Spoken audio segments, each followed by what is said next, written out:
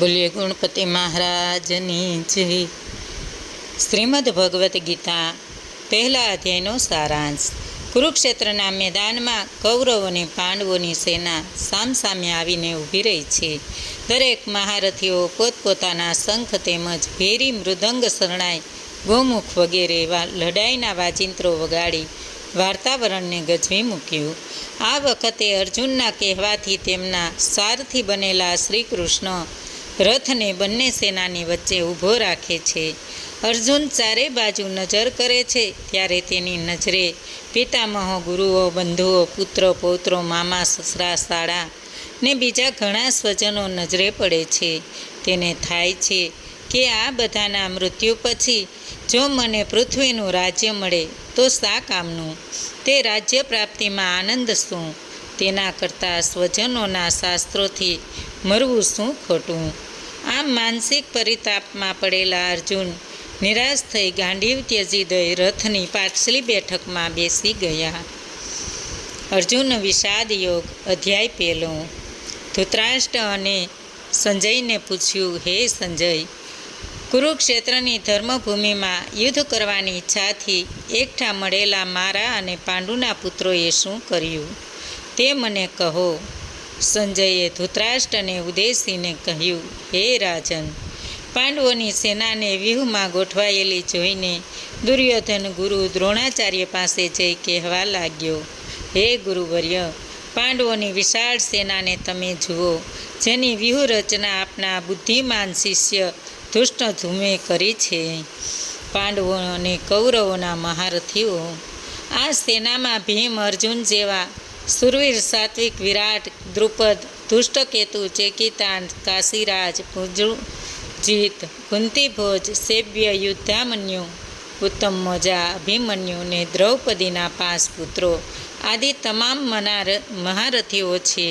આપણી સેનામાં આપ પિતામહ કર્ણ, કૃપાચાર્ય, અશ્વત્થામા, વિકર્ણ, ભૂરિશ્રવા, જયદ્રથ આદિ મારા માટે પ્રાણ આપનારા સુરવીરો છે।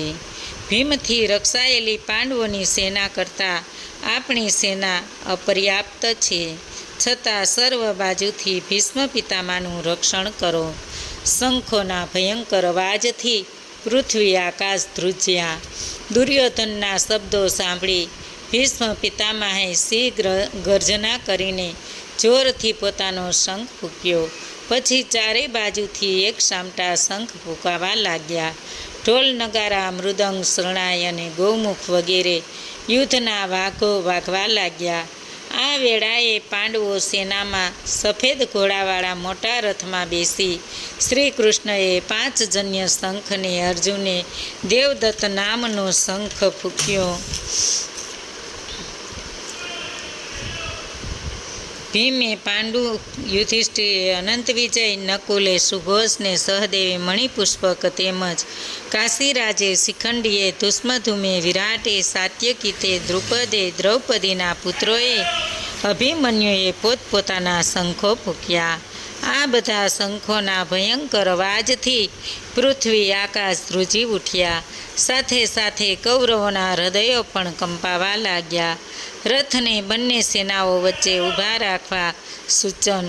યુદ્ધના આરંભમાં ગાંડીવને હાથમાં લઈ અર્જુન શ્રી કૃષ્ણને કહેવા લાગ્યો, હે અચ્યુતમ, તમે મારા રથને બંને સેનાઓની વચ્ચે ઊભો રાખો, જેથી મારે કોની સામે યુદ્ધ કરવાનું છે તેમ જોવા ઈચ્છું છું। યુદ્ધભૂમિમાં સગા સંબંધીઓને જોઈને સંજય ધૃતરાષ્ટ્રને ઉદ્દેશીને કહ્યું, હે ભારત, આ સાંભળી શ્રી કૃષ્ણએ રથને બંને સેનાની વચમાં ઊભો રાખ્યો। તે પછી અર્જુને ચોતરફ દ્રષ્ટિ ફેરવી તેને કાકા, દાદા, ગુરુ, મામા, ભાઈ, પુત્ર, પૌત્ર, સસરા, મિત્ર અને બાંધવો આદિને જોઈને શ્રી કૃષ્ણને કહ્યું, શ્રી કૃષ્ણ, આ બંને સેનાઓમાં આપણા સંબંધીઓ યુદ્ધ માટે એકઠા થયા છે। આ જોઈને મારા હાથ પગ ઢીલા થતા જાય છે, મોં સુકાય છે, શરીર ધ્રુજે છે, હાથમાંથી ધનુષ પડી રહ્યું છે ને મારા શરીરમાં આગ ઉઠી છે। મારામાં ઊભા રહેવાની શક્તિ નથી, મને ચક્કર આવે છે। આ બધાને મારીને મને શું લાભ થવાનો છે?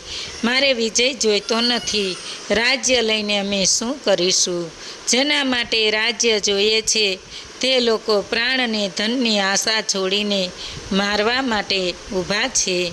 આમાં ગુરુ, કાકા, દાદા, મામા, સસરા, પુત્ર, પૌત્ર, શાળાને સંબંધીઓ, આ લોકો મને ભલે મારી નાખે પણ હું એને મારવા ઈચ્છતો નથી.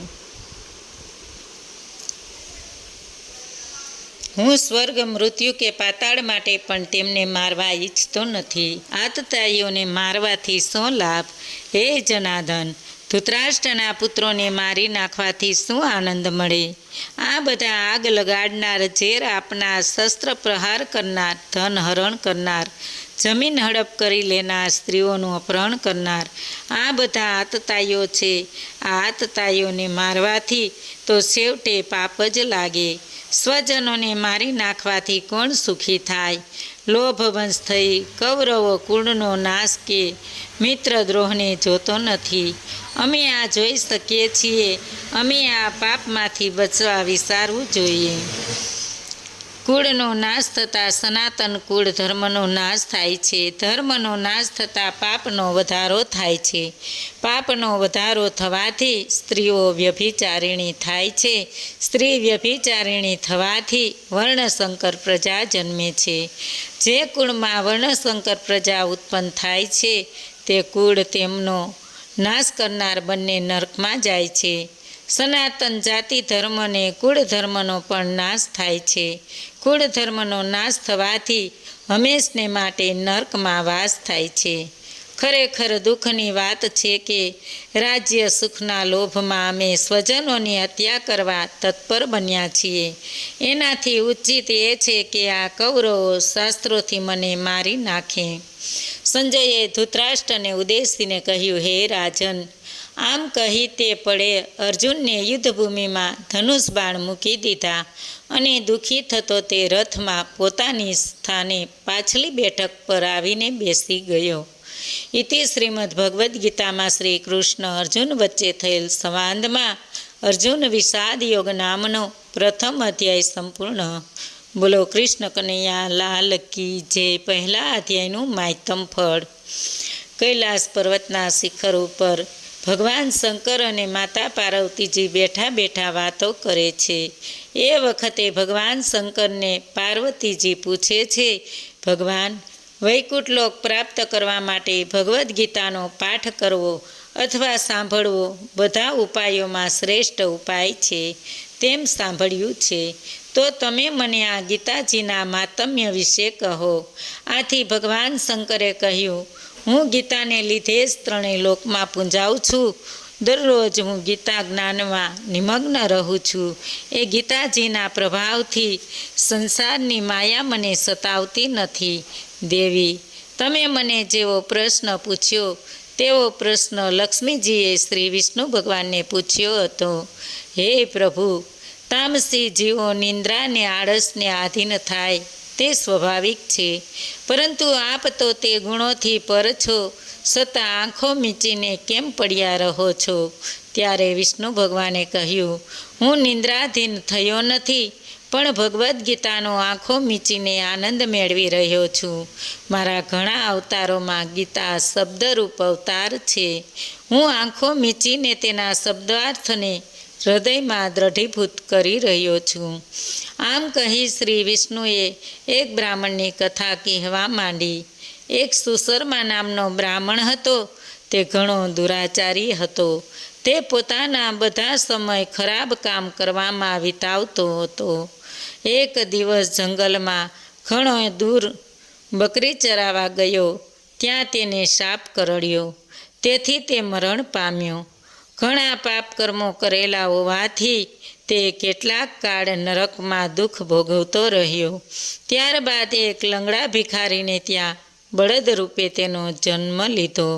આ લંગડો ભિખારી બળદ ઉપર સવાર થઈ ભીખ માગવા જતો. તેને પૂરતી ભિક્ષા મળતી નહીં, તેથી કરીને જે બળદને ખવડાવી શકતો નહીં. એક દિવસ ભૂખ મરતો બળદ ચાલતા ચાલતા રસ્તામાં પડી ગયો. તે બેહોશ થઈ ગયો. પાપોનો જ્યાં સુધી અંત ન આવે ત્યાં સુધી પ્રાણ કેવી રીતે નીકળે? કુતૂહલથી રસ્તામાં ભીડ જામી. તેવામાં એક વેશ્યા ત્યાં આવી અને કંઈક કહ્યું, જેથી બળદનો જીવ નીકળી ગયો. તેણે એક બ્રાહ્મણને ત્યાં જન્મ લીધો. તેનું નામ સોમ શર્મા પાડ્યું. મોટો થતાં તેને પોતાનો પૂર્વજન્મ યાદ આવ્યો. પોતે બળદ હતો ત્યારે વેશ્યાએ શું કહ્યું કે જેથી તેના પ્રાણ સહેલાઈથી છૂટી ગયા હતા. તે શોધતો વેશ્યાને ત્યાં ગયો. તે હવે ઘરડી થઈ ગઈ હતી. તેને આ બાબતમાં પૂછતા તેણે ખુલાસો કર્યો કે હું તો વેશ્યા રહી, જેથી મેં એવું કોઈ સત્કર્મ ખાસ કર્યું નથી. પણ હા, મારો પોપટ જે બોલતો તે હું મનોમન બોલતી. મને લાગે છે કે આ પુણ્ય બળે તમારો છુટકારો થયો હશે. પોપટ શું બોલતો તેની મને ખબર નથી. પોપટને પૂછશો તો સાચી માહિતી મળશે. પોપટ પાસે જઈને તેને પૂછતા તેણે કહ્યું, હું એક મુનિના આશ્રમમાં રહેતો હતો. ત્યાં મુનિને તેમના શિષ્યો દરરોજ ગીતાજીના પહેલા અધ્યાયનો પાઠ કરતા. દરરોજ સાંભળવાથી આ બધું મોઢે થઈ ગયું હતું. એક દિવસ હું પારધીની જાળમાં ફસાઈ ગયો. આ પારધીએ મને વેશ્યાને ત્યાં વેચ્યો. ત્યાં હું પાંજરામાં બેઠો બેઠો આ પાઠ બોલતો. પોપટનું કંથન સાંભળી બ્રાહ્મણ ગીતાના પહેલા અધ્યાયનો રોજ પાઠ કરવા લાગ્યો. છેવટે લક્ષ્મીને કહ્યું, હે દેવી, આ પોપટ, વેશ્યા ને બ્રાહ્મણ ત્રણેય મૃત્યુ પામતા ગીતાના પહેલા અધ્યાયના પુણ્ય બળે વૈકુંઠ લોક પામ્યા. બોલો કૃષ્ણ કનૈયા લાલ કી જય.